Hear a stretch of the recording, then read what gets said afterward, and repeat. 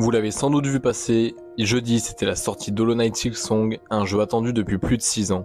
Mais alors comment un tel jeu a pu devenir le jeu le plus mis sur la wishlist que Steam ait jamais enregistré sur la plateforme?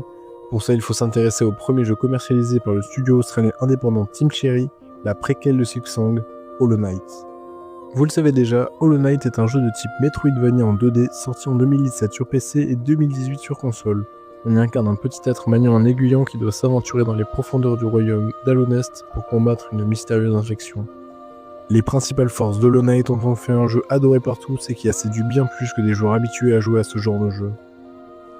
Premièrement, la direction artistique plaît énormément, avec un style 2D un peu cartoonesque qui cache en fait des couches et des couches d'éléments 2D pour un tel rendu. Hollow Knight séduit par ses environnements variés, travaillés et ses personnages atypiques. De plus, Team Cherry a apporté un détail tout particulier au sound design du jeu, avec un travail millimétré qui accompagne le joueur tout au long de son aventure et de ses explorations. Les musiques, quant à elles, font aussi l'unanimité. Composées par Christopher Larkin, elles sont à elles seules responsables d'une grande partie du charme du jeu et de son ambiance réussie. Deuxièmement, la recette Metroidvania est maîtrisée de bout en bout, avec une map gigantesque mais pas décourageante, un jeu qui récompense l'exploration, et d'autres ajouts qui font du jeu une expérience plaisante, même pour ceux qui n'ont jamais tenté une telle aventure.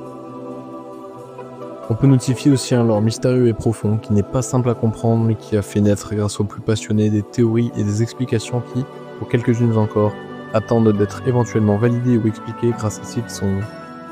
Ensuite, parlons de difficulté.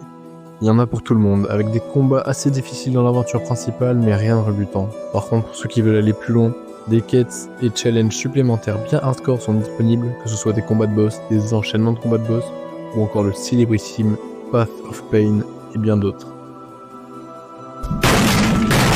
Évidemment, on ne peut pas parler d'Hollow Knight sans parler de sa communauté exceptionnelle.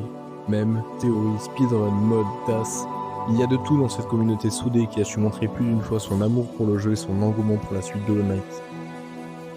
Finalement, c'est tout bête, mais c'est aussi son accessibilité qui fait la force de ce jeu. Sorti initialement à 15€, mais souvent en promotion dans les différents shops en ligne, il a permis à un public extrêmement large d'avoir accès au jeu.